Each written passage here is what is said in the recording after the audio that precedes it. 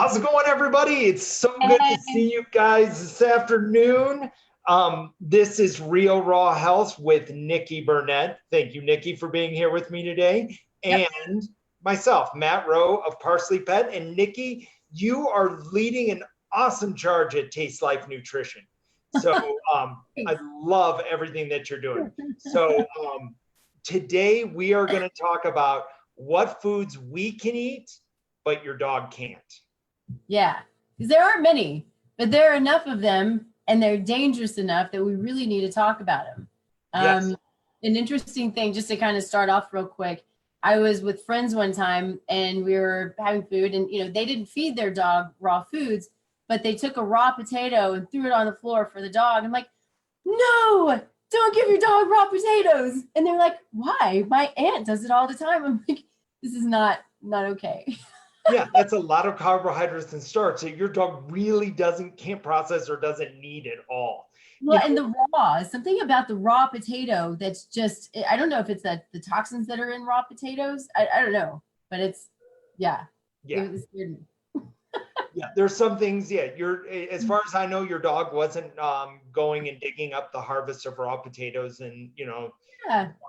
So, but then on the other side, you can feed sweet potatoes. Right. To your dog. Yes, absolutely. Do you know the difference between the two? Well, one's sweet, one's not. No. So, when it comes to like the chemistry of it, not really, except sweet potatoes are more nutrient dense. They are carby, of course, but they just have more of what we want. They've got the coloring. Oh man, what's the orange color? It's anyway, it's the phytonutrients, but there's something to the orange color, and then there's the purple with the anthocyanidins. I'm showing that I don't know my polyphenols very well, I guess, but and I kind of put you on the spot there a little bit. So yeah, it should be just right there. And anyway, but sweet potatoes are good. What do you think about the skin? Skin is just fiber. So really, like putting the fiber in there, I don't see anything wrong with the skin. But I think that any vegetable that we do feed our dog needs to get it pureed and broken down a little bit, because the actual digestion process of the dog, it's not going to break down those fibers as well, because they lack the enzyme unless you feed tripe in the diet or like a raw goat milk, that they're getting those phytonutrients that can break all that down. So yes, so for example, when I feed pumpkin, I'm feeding pureed pumpkin. I'm not feeding pumpkin chunks. Yeah. No, agreed. I had just read somewhere, and this was years ago, and it just sort of came up as we're talking about it. Excuse me. Fighting a cold. Is that there's something about the skin, and again, I don't even know where this came from. So, somewhere off of, Dr. Google. So it's not that I trust the source, but was just curious about the skin on the sweet potato, because at the time, again, years ago, I never even bothered to look at why. So I just said, okay. And I took the skin off. And so I still do. And for what you said too, is it's not broken down enough. So, cooked, it's easy enough to come off anyway. But I just didn't know if you knew something that I didn't, because if you do, I want to know. Yeah, absolutely. Yeah, the word you were looking for was sweet potatoes. That's why I asked you the question. I couldn't remember it. So I kind of put you on the spot on that one. So we're going to talk about at least 10 foods that can be toxic for your dog. So definitely paying attention to all that. And so in the article we're going to reference is from Dr. Karen Becker. She wrote a great article on this. And in the actual show notes, or on the notes page right now, is the link to this article for you to reference later on if you wish. So the first one is xylitol. I have an amazing story about this. All right, tell me. So for those of you who don't know, xylitol is a sweetener, and it's kind of a low glycemic sweetener. It's it's made out of all kinds of things. So it's certainly a processed food. There's some who claim, there's some who claim it's good for the teeth. So interestingly, again, years ago, but it was right when xylitol was kind of getting big, I took my dog to the vet, and we're talking about oral health, mouth health, right, on the dogs. And the guy tells me, he says, well, there's this amazing product that you can put in your dog's water, And when they drink the water, it helps clean their teeth. I said, okay, great. What is it? And he showed it to me, and I'd seen it before, and I knew what it was when I asked him. But it's a product, and I'm sure they've taken it off the market now. But it has xylitol in it. Yeah, it's toxic.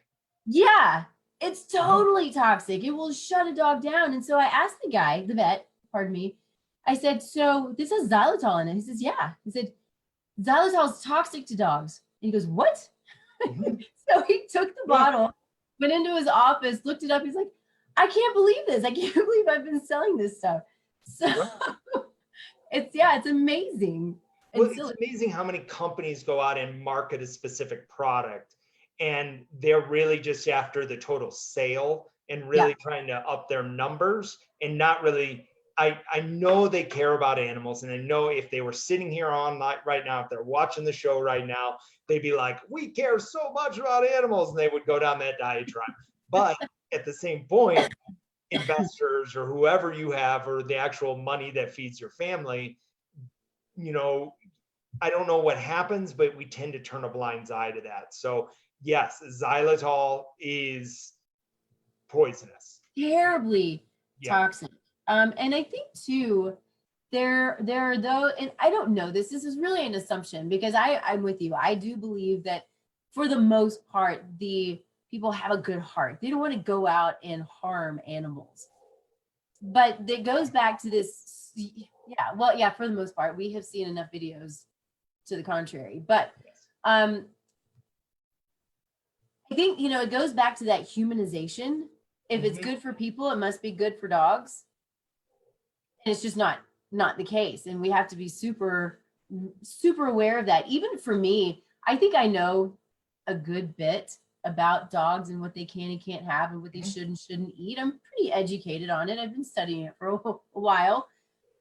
But even if there's something new, even with herbs, if there's an herb that I have not given my dogs yet, I'm going to look it up. Can I give this to my dogs? And I'm going to go to a trusted source and not just some rando.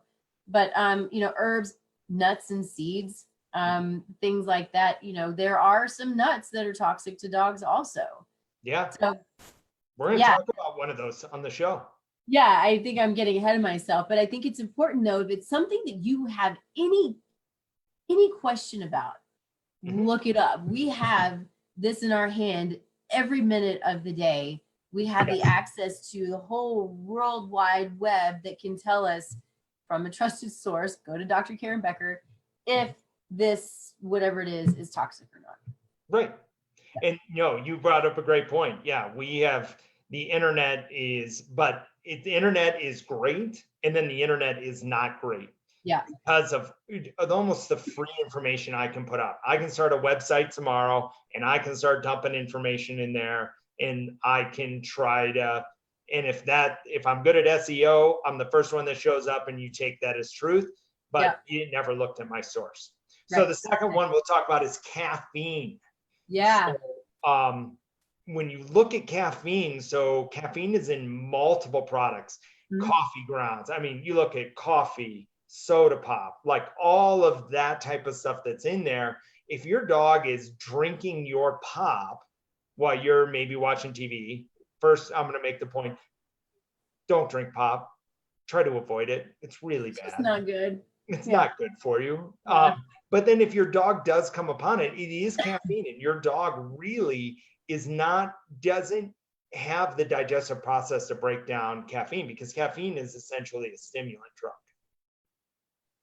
Yeah, so caffeine's also in chocolate. Oh, I guess I'm still getting ahead, but caffeine's in chocolate.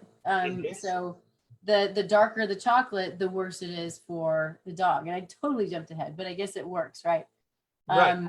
No. Yeah, we have this thing, which I think is great, but with cacao nibs. Cacao nibs are amazing when they're mixed with other things, because they're a little bit dry and sometimes a little tough to eat. But they're great and mixed in with other stuff. But if you drop them on the floor, if you leave them out, that's pure chocolate and caffeine. There's another problem with the chocolate. It's there's a component in chocolate, and I can't think of it. The theobromine. Yeah. Just gonna say that it's in the cocoa. Yep. Yeah. I was like, I can't think of what it is, but that's another big problem, which is toxic to dogs in the chocolate is theobromine. Anyway, Yep. I mean, again, I'm showing my expansive knowledge.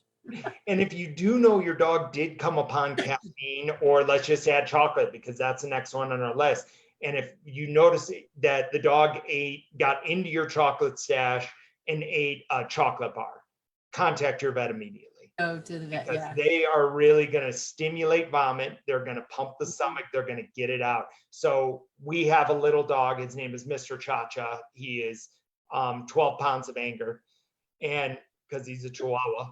And so we come downstairs. We were upstairs, I don't know, doing something upstairs, like making the bed or doing something like that. And we come downstairs, and our kids had left the pantry door open, and Mr. Cha-Cha has chocolate all over his mouth. Oh.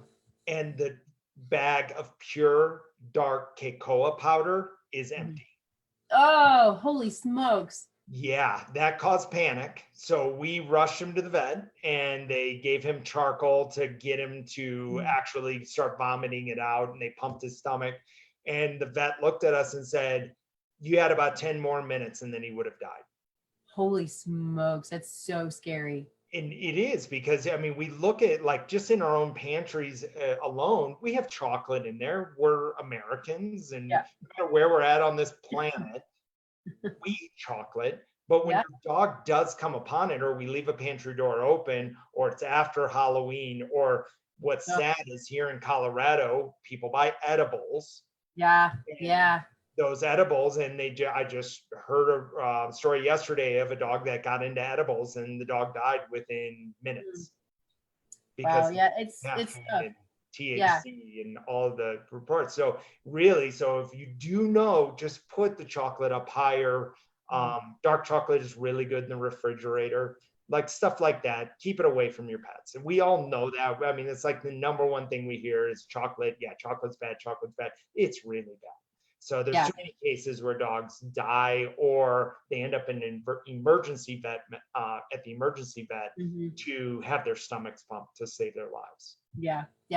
And I'll tell you, I keep charcoal and clay on hand for the family and for the dogs. And if they get into something, I've done it multiple times, I'll give them the charcoal clay combination. For me, it's a product called GI Detox, and it's apple pectin and charcoal and clay. And this, if you don't know already, charcoal and clay have the ability to mop up, like, I don't remember, it's like hundreds of miles worth of toxins in the GI. It's this amazing ability, whether it's toxins from a poison, or from a food, or from bacteria. I mean, I use it if I do an antimicrobial protocol for a client. I'm using this GI Detox because it will mop it up, pull it out, and it will also decrease the symptoms along with what they call die-off for these antimicrobial protocols. Because when you have large amounts of die-off, they put out these toxins and you can feel bad. And people have actually died from this die-off, so I'm super conservative when I do protocols like that. But this charcoal clay combination, it's an amazing product. We can go outside or in our barbecue pit, and that's essentially what it is. But we have it, and it really can help us in situations like that. Also, supplements, food, it will take in nutrients and supplements, and drugs. So anything that's there, it's going to take it up and pull it out. It strips everything out. Yeah. Okay. So it's great stuff. Use it with caution, because you don't want to deplete too much. But yeah, if you notice that your dog has gotten into chocolate, definitely that you need to strip that out of their system. Yeah. That what I would do is if I know it and I know I'm taking them to the vet, I'm going to give them the charcoal pills, and then I'm going to go to the vet immediately. So you want to do whatever you can immediately and then go. And I think that's with any, I don't know if that, I don't want to say that as a blanket statement. I was going to say that can be the case with a lot of things. I don't want to say with everything. You got to think of things like rat poison. Really some of those, and I'm totally off topic now, but the antidote for certain types of rat poison is, I think it's vitamin K. Yeah, it's vitamin K. Yeah, a blood clotter. Yeah. And so, the neat little things like that to know, have vitamin K on hand, if that's what you need. But anyway, whatever you can do prior to going to the vet, in the middle of grabbing the dog, jumping in the car as fast as you can and going to the vet. But you also got to consider how far away the vet is. Yeah. We're pretty lucky. Ours is probably only 10 minutes away, but 10 minutes away is a long damn time for some. It's a long ass time. Yeah. So yeah, I'm glad that you say that and you keep it. So yeah, so definitely, consult with, your vet, and when you get charcoal, when you get all of that type of stuff, making sure you're getting the right, or contact Nikki at Taste Life and really start talking about, okay, I want to have that charcoal and clay protocol on hand, or vitamin K on hand. Where do I get it? How much? How do I administer it? And so she can walk you through and get you into a safe dosage and use it as a backup as well. Yeah, I think it's always a good idea to have, these possibilities not even front of mind, but have them written out and have them in a place, wherever you have your vitamin K, wherever you have your charcoal, have for people and for dogs, just have your little sheet or whatever it is, and know in case of emergency, written down what it is they need. Same with Benadryl. I don't particularly like Benadryl, but Benadryl can be a lifesaver in certain situations. Mm-hmm. So if your dog gets stung by a bee, have a dog who eats bees on a regular basis. Literally, she is stung constantly. And I'm like, we're going to lose our bee population just because of Sage. But hey, if I run out of honey, I know where to go. I know. Yeah. But knowing in those situations where there is this huge reaction, histamine reaction, which is what Benadryl is, it stomps, it kind of squishes that histamine, right? Is how much Benadryl you need per pound of dog, and have that stuff, those emergency things just written out so you don't have to think about it. Right. Amen. Amen. Number 4, onions and other plants containing allium. So plants of the genus allium, which includes onions, chives, garlic, and leeks. So think of anything that's growing like under the ground. I mean, we were talking about potatoes a little bit. Mm-hmm. I mean, it's what they call it, a shade vegetable. Mm-hmm. Your dog doesn't need to have onion, garlic. There isn't anything in there that you're like, wow, I really want to improve this nutrient density, and so I'm going to feed this item because it's really good for me. So think of your dog. Your dog is a carnivore. And so your dog isn't going and, hunting onions in the field or doing anything like that. But if they do come upon it, yes, onions can be toxic. Mm-hmm. Yeah, interesting thing. It was winter, so probably December. Yeah, it's already snowed. I walked outside and there was an onion plant like that had been growing in my garden that I didn't realize that they were growing there, and that I had left. Anyway, it had been pulled out because they get in my garden during the winter months, and if there's nothing growing, they're digging, they're having the best time. Well, they pulled up the onions. Well, and it made me realize I had a bunch of onions in there, but it had been chewed on a little bit, not a lot. And so it scared the crap out of me because, for one, I was like, where the heck did this come from? And then I realized where it came from. But knowing what you plant is always helpful. I had no idea that those were there. I knew I had chives and they don't mess with those. Anyway, so just anything that's in the yard. I have had some neighbors who had gosh, this cold is really getting the best of my brain. Composting pile right by the fence. The squirrels would come up and they would sit on top of the fence after digging into the compost pile and eat whatever they ate, and it would come over on our side of the fence. So we would get things like avocado peel, which I don't think is on the list, which is toxic to dogs. Correct. Also the pit. And so we would get that, and they don't really eat it, but they're putting it in their mouth and they're running around and they're playing with it and having the best time. onions, all kinds of stuff that would just come on the other side of the fence. Thankfully, that has been rectified, but it was really disturbing for a little while because I just didn't know what was going to come into the yard. Yeah. And so just always being aware as much as we can, what's in the house, what's in the trash can, making sure the dogs can't get into the trash can, knowing what you plant, knowing what might still be there, compost piles, all of those things.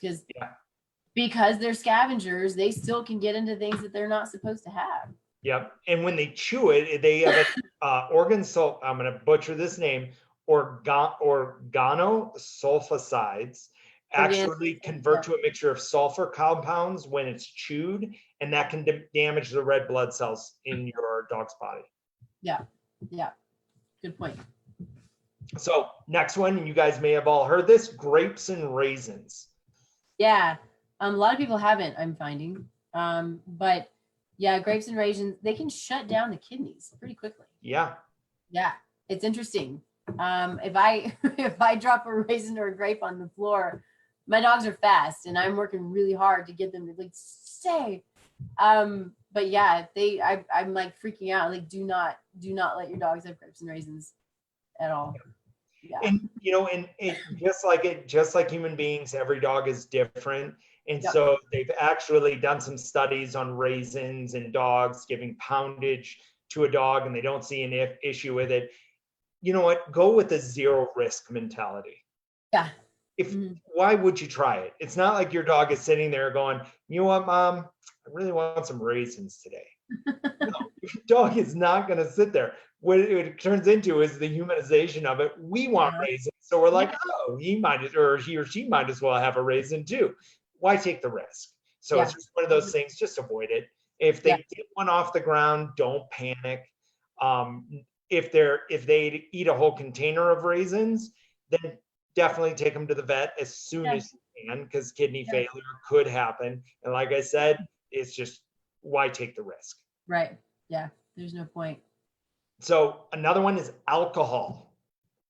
Stop getting your pets to drink. For the love of Pete, I'm going to tell you, and I don't know what this says about me. When I was in college, and I never did this, but I went to school in Texas, and I was so the school that I went to was considered the cowboy capital of the world. Yep. And so there were a few cowboys around that really enjoyed giving their dogs beer. Yeah. And these days I'd probably be much more aggressive than I was then. But I just don't understand why it's so funny to watch your dog falling around and creating a toxic load on your dog. Yeah. I mean, alcohol is a toxin as it is. And because of that toxic load is why we get drunk, is because our body is fighting that toxin, the poison we're putting into our bodies.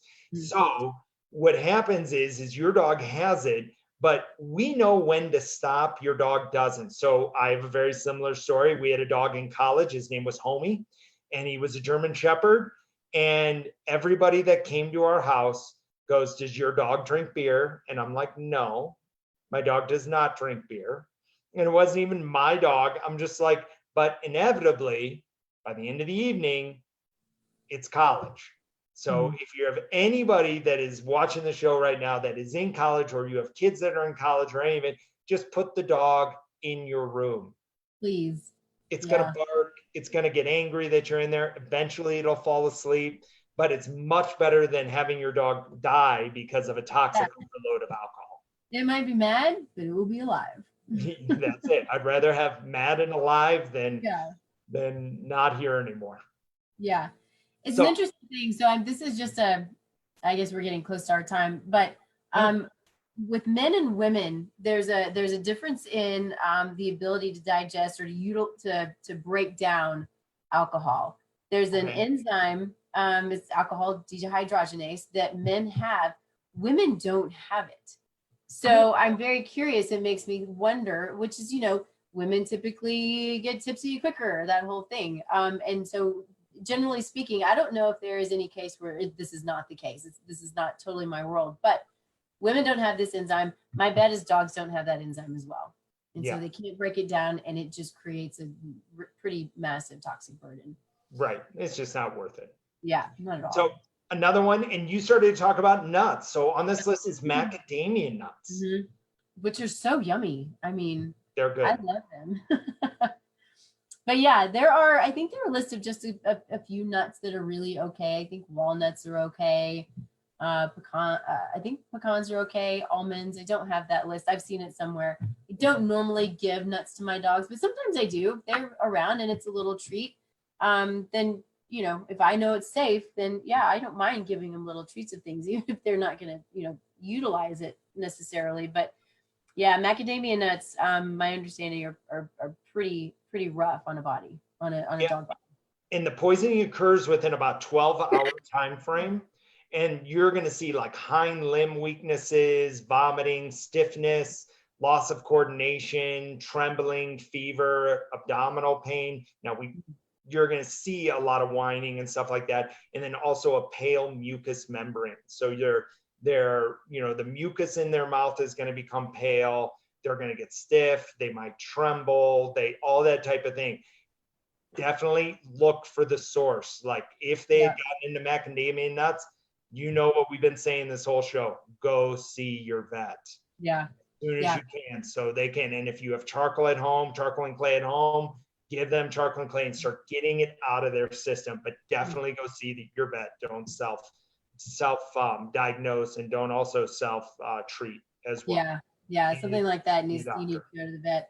And just for a little bit of clarification, mucous membrane is going to be the mucous membrane in their mouth, in your mouth. So all of this inside the tongue, the gums, you know, so the gums will go pale. That's what they're talking about, is the gums going pale. So you'll see that also in situations of shock, where the gums go pale. So just so people know, probably most people know, but maybe not everybody knows. No, I think it's good to say it. So another one is bread dough.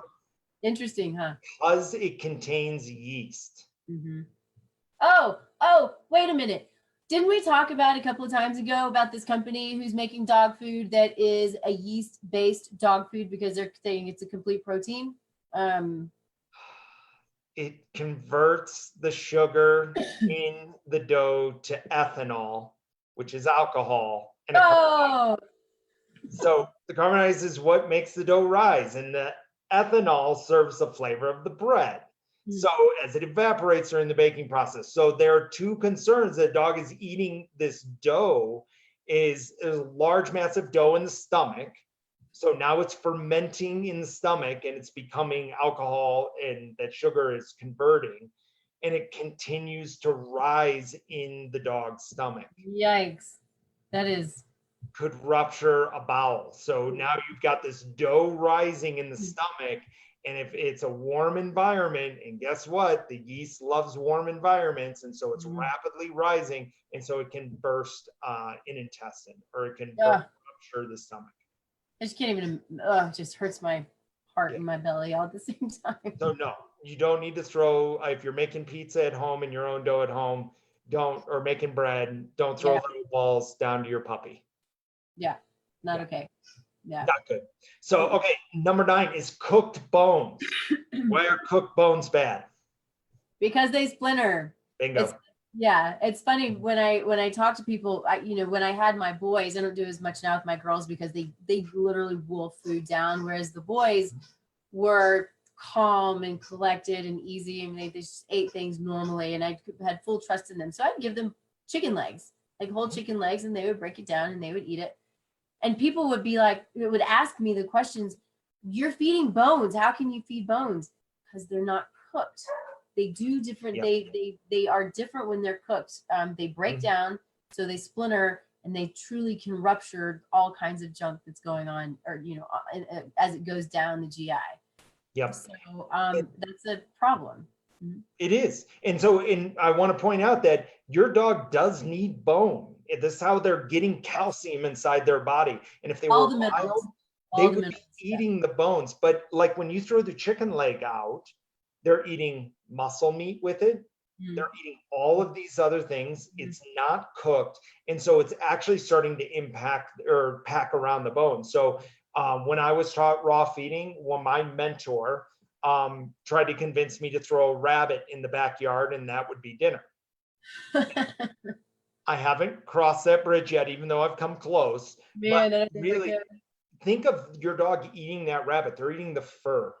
Yeah. They're eating the organs. They're eating the muscle meat. And that is all impacting the bone and going around the bone. And oftentimes your dog never finishes the bone. It'll chew what it needs and then it'll stop eating. It doesn't endlessly eat it. But yes, if you want to feed bone, feed a hard bone, like a femur bone, or, you know, I end up getting like cut bison bone where they split it down the middle. So it's easier for Leo to get the marrow out of it and that type of stuff. But I definitely still watch him as he eats it. I keep an eye on him because I don't want to make sure he doesn't eat a chunk off the size of my hand and try to swallow it. Yeah. So, so all of the things, we want to be really aware. These things are good and healthy, but also, you know, we want to be overly careful, in my mind, not overly careful, but just watch them when there are things that have the potential, any kind of potential, because they're still are not in the wild. This is what their bodies are supposed to have, and it's what they utilize. Right. But we still want to be very, very careful. So anytime I ever gave chicken legs to the boys, I always watch them. Anytime they're chewing on big bones, I watch them. Yep. Another point that I think it's really important to make, because one of the things that we could do is, instead of going to the trouble of getting bones and grinding them, if that's what you have to, I mean, that's what I did when my boys got cancer. I was like, okay, I'm getting a grinder and we're just grinding it all. It's before I had the chubs that I have now. You can go to the store and you can buy bone meal. And that's what it is. It's bone meal. Yep. But bone meal, when purchased like that, if you don't know the producer, if you don't know where it's coming from, what can it be high in? Bleach. Fluoride. Bleach, yes, but fluoride. Yeah. Bone meal is excessively high in fluoride. So, you know, we as humans are told, go take your bone meal, because it's not just the calcium, it's all of the other minerals that are extremely important for us. Calcium is only one mineral.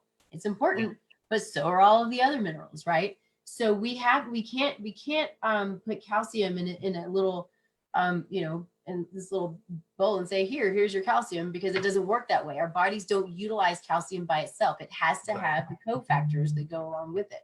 Yep. But yeah, I want people to know that if they themselves are taking bone meal, or if they're giving it to their dog for whatever reason, because I considered it when I was learning about all of this stuff, then just either know where it's coming from, or get real bone, or get your chubs with the bone already in it. Just be an aware consumer and be so careful, because there's so much out there that is just poisoning us and we don't even know it. Yeah. No, you hit it on the head. So the last one that we're going to talk about today is sugary, salty, fatty, and processed people foods. So if you're giving Doritos to your dog, that's to make you feel better, not your dog feel better. Dog does not need Doritos. It's toxic for you and your dog. It's highly processed. It's the reason why we want to get away from kibble, is the highly processed meals in kibble. And then if we're eating snacks on the couch and we're tossing some down to our puppy, it's really just going to wreak havoc on their digestive system. Yeah. Because your dog is a carnivore. They are. And most of the time, sorry, I didn't mean to interrupt you. Most of the time, not always, but their body mass, their body weight and mass is significantly less than ours. So what may create less of a toxic burden on us, depending on how often you do it, is going to create more of a toxic burden on them. Yes. And I think that what goes along with that is talking about cooked fat. So whether it's cooked fat in the chip that you shouldn't give your dog, if it's fat from bacon, or if you're cooking your meat that has fat on it for your dogs, or whatever, so an example I'll give is, I have a friend, and I know people have done it forever, but they'll cook bacon, and then they'll take the bacon grease and pour it over the kibble for the dog. They're like, because it's good for him, right? I'm giving him people food, and of course, they're giving him kibble and then cooked fat. So thankfully, that person is now feeding raw. Yay! Yeah. But that cooked fat, it's hard on the pancreas, and it will create pancreatitis, and it is a nasty, nasty condition that can be acute or can become chronic, and you're always having to chase it down and try to avoid it, and it's awful. And I'll tell you, and I'm not sure why it happened. We got it. We dealt with it with one of my dogs when he was I don't know, three-ish. And he ate kibble at the time, but he also was eating raw food. We weren't doing high fat. I wasn't cooking it. So I don't know what happened. And in my research, some will say it's from the overuse of vaccinations. So I started vaccinating. That's when I started researching vaccinations.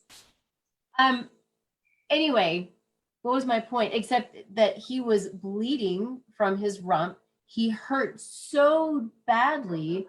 And we had to take him to the ED. He stayed there for 2 or 3 or 4 days. Yeah.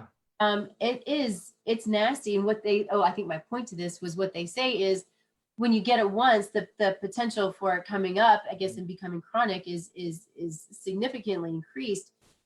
The vet told me that I need to change his food to one of their science diet, whatever foods, and because it would come back. And I told her, hell no.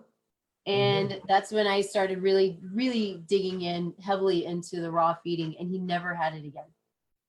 Yeah. It's never shown up again. No. Yeah. So, I mean, you're looking at all of this stuff, and that's where, the tough part about kibble is it is cooked fat in there. Yeah. In order to kill the pathogens out of kibble, they're cooking the fat in the kibble. Yeah. And so your dog is indirectly getting another dose of it, maybe just not in the high amounts like spreading bacon grease over top of the kibble. And it's all those little things that as a human is logical to us. Yeah. But when it comes down to it, it's not safe for your pet. So definitely do your research, know your source of where you're getting your information from, and talk to a trusted vet that wants to support you on your journey through all of this and really wants and understands all of this. So I posted a link in the actual note comment in the show notes right there. And it's from this article from Dr. Karen Becker. So we want to do a big shout out to Dr. Karen Becker. Thank you so much for writing this article. You're awesome. We love Dr. Karen Becker. Potentially meeting you in April. You're going to meet her in April? Is that what you said? I am going to meet her and Rodney Habib in April. Why you didn't tell me this? At the Healthy Dog Expo with Dr. Lori Kozer, our doctor on staff, is holding an expo in Albany, New York on April 4th. And Rodney and Dr. Karen Becker are going to be there. And so I'll have a great time meeting them and all that type of stuff. So I hope to do a Facebook Live from that event, and hopefully with Dr. Karen Becker and Rodney. Will you put me in your backpack? I can put you in the backpack. I got a big metal suitcase. We'll put some good treats in there. That's amazing. I'm so flipping jealous. I can't even stand it right now. You can also come out to the expo as well. And anybody else that's listening, they want to go to the expo, come to the expo. Healthy Dog Expo is how you can look it up. So, so happy that you guys decided to join us today. Yeah, and thanks everybody. I hope you do it. Follow Nikki Burnett, Taste Life Nutrition on Facebook, Instagram, on Twitter. Like, she's all over in the social media sphere. And definitely go to her website, Taste Life Nutrition. And what is the URL handle for your website? TasteLifeNutrition.com. There you go, TasteLifeNutrition.com. I like that. So definitely go research Nikki and see everything that she is posting up. She's really about finding ultimate health with humans and with your dogs, because ultimately we don't know how good we can feel. And man, it's so true. So as true. Good as you can. And you can also follow us, parsleypet.com, and you can follow us on Facebook, Twitter, Instagram. So we're all over in that sphere too. And if you have any questions about pet health or nutrition, definitely email us. We're happy. We're so Yeah. happy to answer it. Yeah, So absolutely. we want to thank you guys so much for joining us today. Thanks, everybody. We'll see you next week, same time, Real Raw Health, 4 o'clock Mountain Standard Time. Can't wait. All right. See ya.